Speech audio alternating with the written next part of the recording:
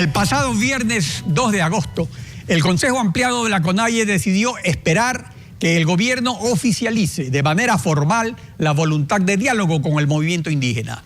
Diana Atamaín, dirigente Shuar y ex asambleísta de Pachacutic por Morona, Santiago. Buenos días, bienvenida a Contacto Directo. Buenos días, muchísimas gracias. Usted y Humberto Cholango se encuentran entre los dirigentes que están dispuestos al diálogo. ¿Por qué?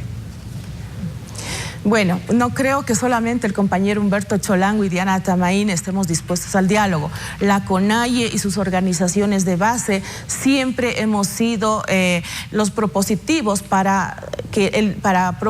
hemos propuesto que el diálogo es fundamental para resolver problemas fundamentales del país, mucho más cuando la CONAIE como actor político por un lado y el gobierno del Ecuador como otro político por otro lado, que representamos intereses diferentes, es importante que nos sentemos a conversar temas que en casi 7 años no han sido resueltos, no han sido tratados, ni siquiera han iniciado para este cambio que todos los ecuatorianos esperamos, que pasan por el tema económico, por el tema del empleo, por el cambio de la matriz productiva que ahora se habla tanto, por el tema de educación y temas sociales, pero sobre todo esta situación que vivimos las organizaciones sociales, los líderes indígenas, campesinos, gremiales, sobre lo que es la criminalización de la protesta social. Ahora, para dialogar se necesita una agenda y el Consejo Ampliado decidió realizar un proceso de consulta a las comunidades para construir una agenda de los principales puntos de conflicto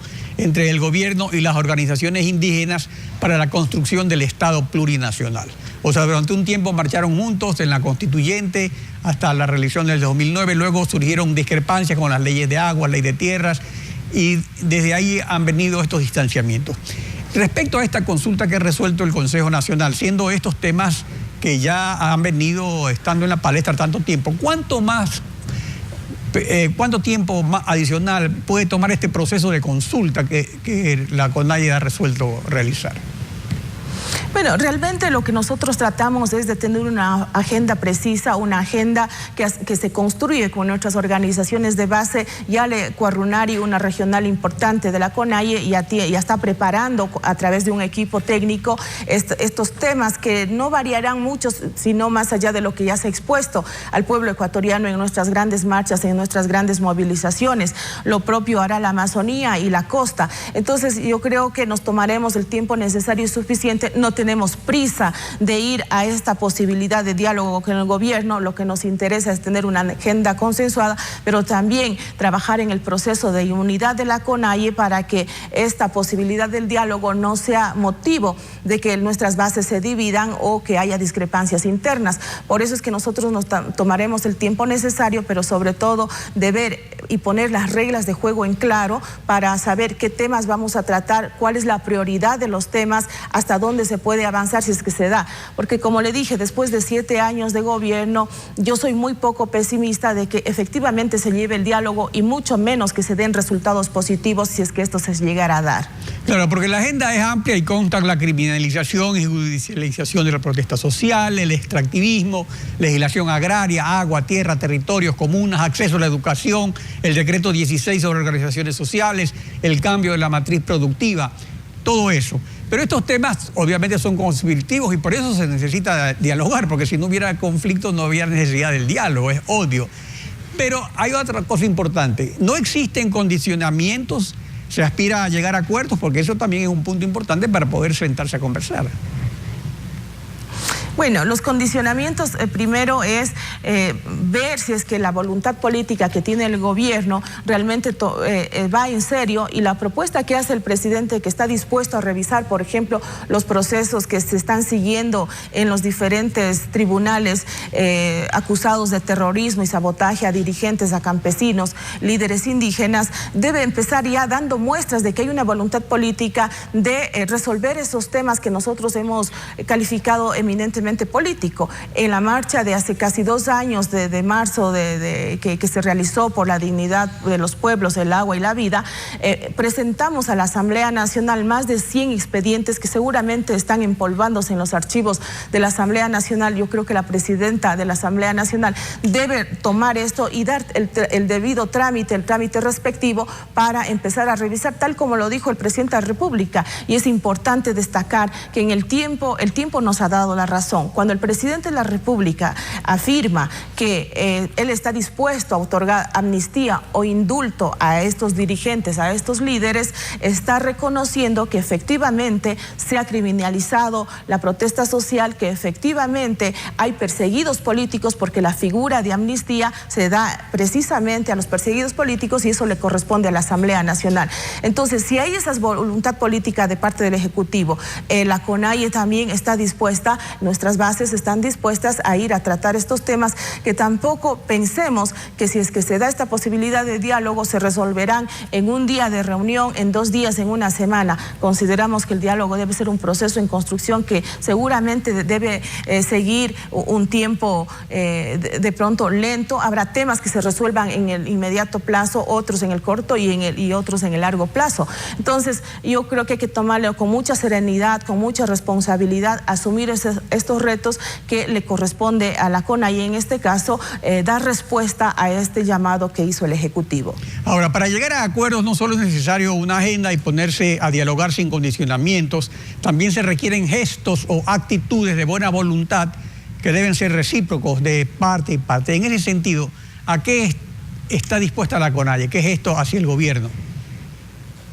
Mire, nosotros en el debate hemos analizado que es importante el diálogo. Yo creo que esto es la parte fundamental, que estamos abiertos al diálogo, pero con temas fundamentales.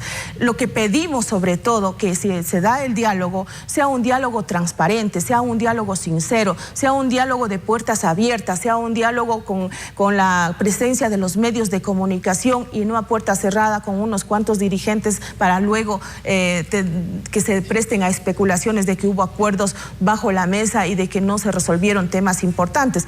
Por eso es que la propuesta de la Ecuarunari, hay que destacar que esta posibilidad del diálogo empezará con grandes movilizaciones donde participarán hombres, mujeres, jóvenes, amas de casa, que con mucho entusiasmo, con alegría vendrán a empujar el trabajo, a vigilar, a ser testigos, a hacer la verdadera participación ciudadana en la posibilidad que se dé este diálogo, a lo que nuestros dirigentes, nuestros líderes de la calidad de Humberto Cholango, de Carlos Pérez, seguramente están dispuestos a llevarlos con respeto, con compromiso, con seriedad, sin mordazas y con la libertad de poder decirnos las cosas de frente y estar dispuestos a ganar de las partes. Porque claro, pero ustedes esperan eso del gobierno, o sea, que no sea un diálogo de sordos como se quejan varios sectores sociales, no solo los sectores indígenas, pero también de parte de ustedes debe haber alguna actitud. Entonces se dice que simultáneamente van a haber movilizaciones.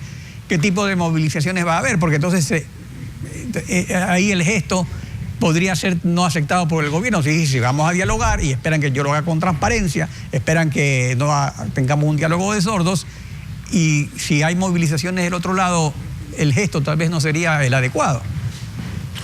Mire, las movilizaciones, como le acabo de manifestar, siempre lo hemos hecho. Usted recordará cuando se instaló por decreto ejecutivo, luego de la lamentable muerte de Bosco Bizuma allá en Carondelet. Hasta hay una anécdota que muchas veces lo hemos recordado, cuando encabezaba el compañero Marlon Santi, la CONAIE, y yo fui una de las personas que promovió esta posibilidad de diálogo que se instaló en su momento. Lo hicimos con grandes movilizaciones. Para nosotros eso es fundamental y no hay que tenerle miedo.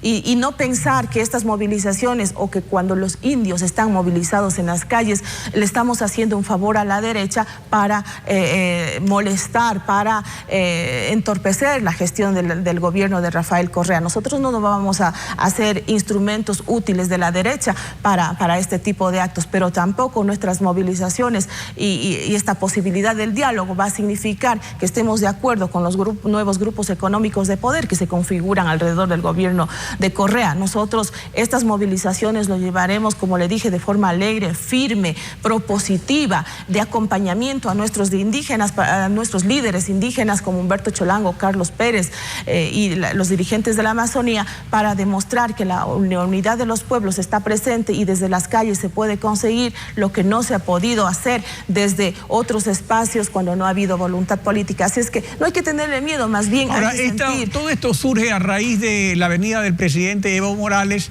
del almuerzo con una presidencia de la República, asistió Humberto Cholango.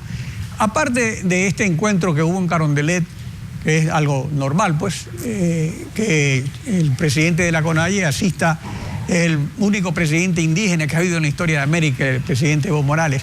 Evo Morales ha interpuesto sus buenos oficios, hará de mediador. ¿Hasta qué punto él podría también hacer de amigable componedor entre estas relaciones que no están en los mejores términos entre la CONAIE y el gobierno? Mire, hay propuestas de diferentes sectores dentro del movimiento indígena que inclusive este proceso de diálogo tenga una veeduría internacional, donde puede estar el mismo compañero Evo Morales, como puede estar el señor Ventura de Sousa, el brasileño, y otras personalidades importantes para que sean garantes de que este proceso sea dentro del marco del respeto y de llevar adelante compromisos serios. Entonces yo creo que aliados y personalidades de esa talla pueden ser parte de este proceso de diálogo, porque como usted sabe y como lo hemos visto, no son temas fáciles de tratar, son temas de interés nacional, no son temas únicamente que incumben y tienen que ver con derechos colectivos y pueblos y nacionalidades indígenas. El tema del empleo, que pasa por dar tierra a los que no tienen, dar agua para que puedan producir la tierra a los campesinos, a los indígenas, significa generar empleo para el campo y la ciudad. En esa medida nosotros planteamos que haya estos veedores para realmente poner temas sobre la mesa, que no es solamente temas de indígenas, sino de carácter nacional, y que involucren a otros sectores, el tema de la educación, el tema de las universidades. Entonces es fundamental de que esta posibilidad del diálogo, la CONAIE, impulse la participación de otros sectores para que la resolución de los problemas no se vea solamente de un grupo determinado, un sector de la población, sino más bien que queremos construir realmente este Estado plurinacional e intercultural y un Estado del buen vivir, como plantea y recoge la Constitución de Montecristi. Diana Tamay, gracias por su participación en Contacto Directo. Que tenga un buen día. Muchas gracias. Buenos días.